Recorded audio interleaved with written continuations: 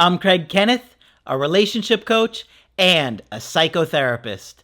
Every relationship is different and every breakup is different.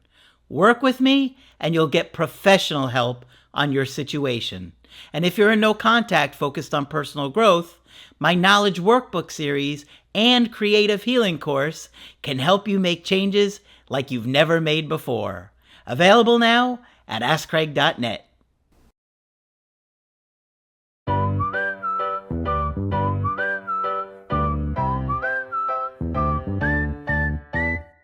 Hi there, I'm Coach Kenneth. I'm Coach Victoria. And in this video, we're going to be talking to you about rewiring your brain after a breakup. We're not talking about the old lobotomy. Although I could have used one. I could have used a lot of rewiring. My entire nervous system, my intestines. I don't know what the heck was going on in my body, but it was not good. During a breakup, we can be very much impacted by everything that's happening. There can be a lot of messages that we receive that can change the way we view the world, that can change the way we view ourselves, and that can, believe it or not, impact our brain.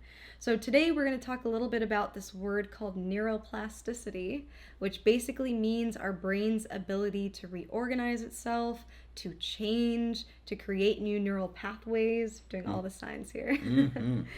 And so we're talking about basically how to change our brain after a breakup. So we can create new neural pathways, and neuroplasticity is a newer concept in neuroscience. I'm no neuroscientist, but from what I've learned, it's a newer concept. And before, we used to believe that your brain really only develops in this way when you're a child, but now we've learned that it's all throughout different phases of your life and throughout the lifespan that our brain is actually quite malleable, meaning it can change. And so it's about strengthening existing pathways and also creating new pathways. So we're able to learn new things, we're able to master new skills. If you know anything about this channel, we're all about personal growth and development. So This is very on brand for us. Yeah. Got to get those neural pathways a new pathway. Right. And so there's different ideas about how many repetitions it takes for a neural pathway to be strengthened. Some sources say 10 to 20, other sources say up to 10,000. Wow. But we know that repetition, doing something over and over again, creating habits, these are the things that really create that lasting change in us. When we're talking about personal growth after a breakup, if we want to break some of those old habits, we got to make new habits in order to change them. So this is what we're talking about. So I say do those workbooks, do the Creative Healing course 30 minutes a day. It makes a huge difference at the end of a week. After a month, after a couple of months, you're in a much different place. Mm-hmm. And one thing I love about the Creative Healing course is that it's creative. There's a playfulness to it. We were thoughtful in making it fun. Yeah, we did. In fact, that was one of my prerequisites when we created. Yeah. I said it has to be fun. Like I want it to be fun for people to do. The cartoons, the voices in the cartoons are so ridiculous. I mean, there's some where I was the woman and you were the guy. Yeah. We had to switch it up. There were some where I was like, we were like Southern Bells or something. Yeah. I mean, the amount of voices that we came up with. We tried to do a different voice in like each cartoon just to make it more interesting and fun for you. We even had little hidden SpongeBob characters in the cartoons. We had a lot of fun with it. The art therapy activities, we put a lot of thought into each art therapy activity. Yeah. Right. So we really tried to, capture your attention with the course. And Dr. Karen Purvis, she found that it takes 400 repetitions to create a new neural pathway, unless done in play, which she says it only takes about 10 to 20. And it's definitely interesting to think of. I know we're constantly learning more. There's different sources that say different things about the amount of repetition, but play can definitely be one of those things that makes learning easier and creating new neural pathways easier. Absolutely. We've always tried to have fun here on the channel, and we have to balance sensitive subjects and people going through a heartbreak and a lot of pain and hurt, but we like to be pretty playful, right? Yeah. And Margaret would always tell me, no, play is good, humor is good, it's helpful, so she always encouraged us and wanted us to do that with you guys. That's our personality, but it's tough because we know how bad you're hurting, but at the same time, we like to make a good joke. Right. Or in my case, a bad one. And make a... And it's true, actually, working with clients, you can see where they are along the healing process based on how much they're able to smile and, respond to the humor at all. Yeah. When somebody's in a little bit more of a better place, they can be a little bit more playful. So that's also interesting. So it's a good sign if you find yourself being able to laugh and joke about things a little bit more. Right. Yeah. During a breakup, our self-esteem is hit. It is hit hard. Yes. It's one of the most painful rejections you could feel. Mm-hmm. So those experiences and those painful moments can hit us so hard and so deep that it's really hard to undo it. Mm-hmm. Right. Those experiences, they kind of stick with us. And how we decide to handle the breakup, it can either reinforce some of those negative pathways, or it can create new positive ones. And I know you're going to grieve regardless. It's going to be a difficult time in your life regardless, but we do have some control in what we do during this period of time, how we handle it, how we choose to protect our brain or rewire our brain after this breakup. Part of the reason we did the audio affirmations in the creative healing course. Exactly. We have 9 or 10 sets of audio affirmations, 3 with you, 3 with Margaret, and 4 with me, I think. Yeah.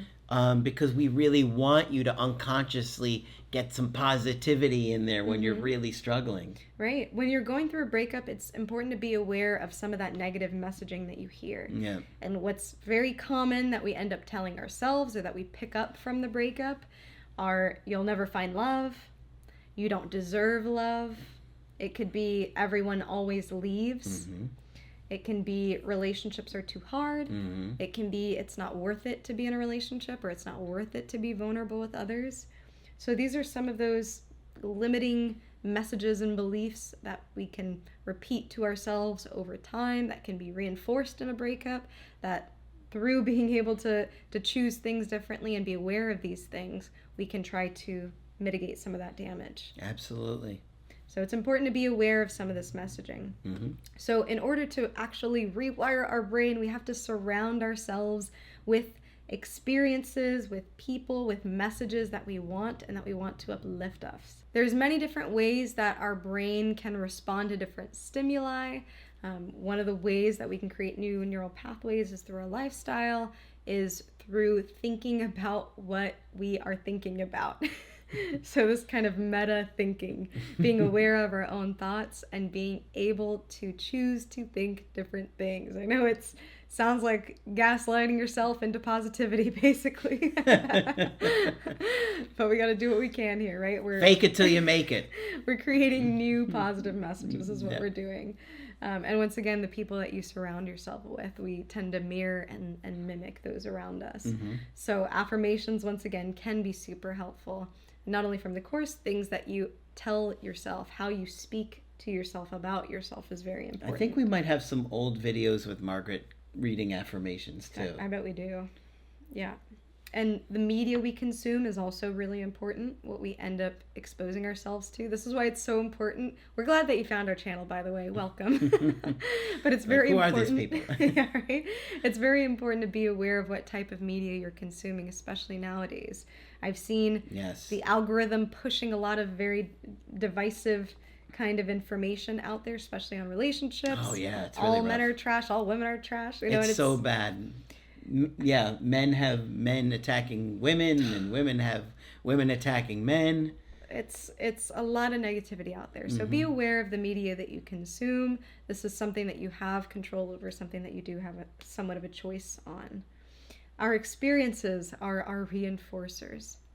If you continue to reach out to your ex and they are not receptive, you are reinforcing that rejection.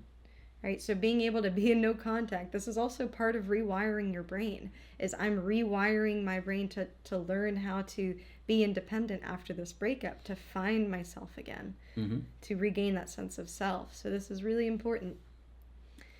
Other reinforcers, once again, being around people that we feel accepted and loved by.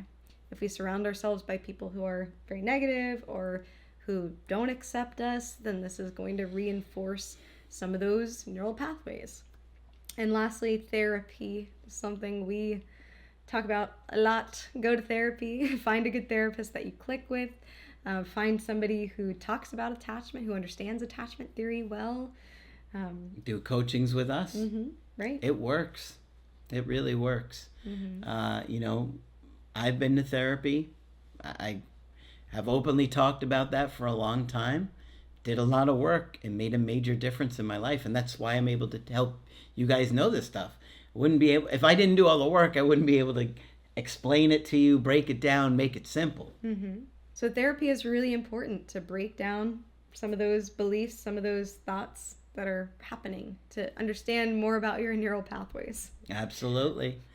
So it's an interesting subject, and you know, something that we always want to learn more about, and is your brain and how that impacts us, right? And our mental health. So while you're in no contact, you can use your brain, and you can use the skills that we teach and other resources out there to strengthen your brain, your self-esteem, how you feel about yourself, incorporating new skills into different scenarios. So when in the moment you are presented with more challenging feelings or emotions, you're able to replace those old negative habits or behaviors with something more positive. Right, and it's kind of like a muscle. Think about learning a new skill or trying something challenging. There's going to be that little bit of a struggle before you improve your ability to do that thing. Relationships are no different. Being able to work through your emotions is no different.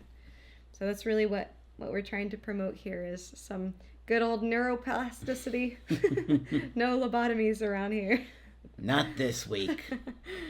So as you go through your breakup, think about protecting your brain. Think about the ways that you can rewire your brain. Think about what new, you're going to be tired of me saying neural pathways. Think about what new neural pathways you want to create, what you want to strengthen, what habits you want to form. All great stuff to think about, and it gives you something different to think about than the standard stuff that you're always hearing about breakups, right? Right. So push yourself to grow, and you'll see major changes within yourself and your life. Honestly, you'll feel better. Your mental health will be better. You'll feel more enlightened. You'll feel more positive. So think about all these things, okay? Don't just think about where your ex is at and what they're doing this moment. Right. As soon as you're done watching this video, they're going to be like, I got to see what they're doing on Instagram. And you might feel stuck. You know, a lot of times we feel really stuck in a breakup, but your brain has the capacity to change. So remember that. You might be feeling stuck, but your brain, that girl is flexible. She's flexible. Yes, she is. There, was that one of the voices I did in the cartoons? Probably. All right, so hopefully this one's been helpful to you. Of course, if you want to get our help personally, you can do that on my website, askgreg.net. I do email coaching and I do Zoom calls. Coach Victoria is also available for Zoom calls. I'm here whenever you'd like to chat. There's some of that play we were just talking about. Some of that brain stretching. Exactly. But that's it for this video. I'm Coach Craig Kenneth. And I'm Coach Victoria. And we will talk with you soon.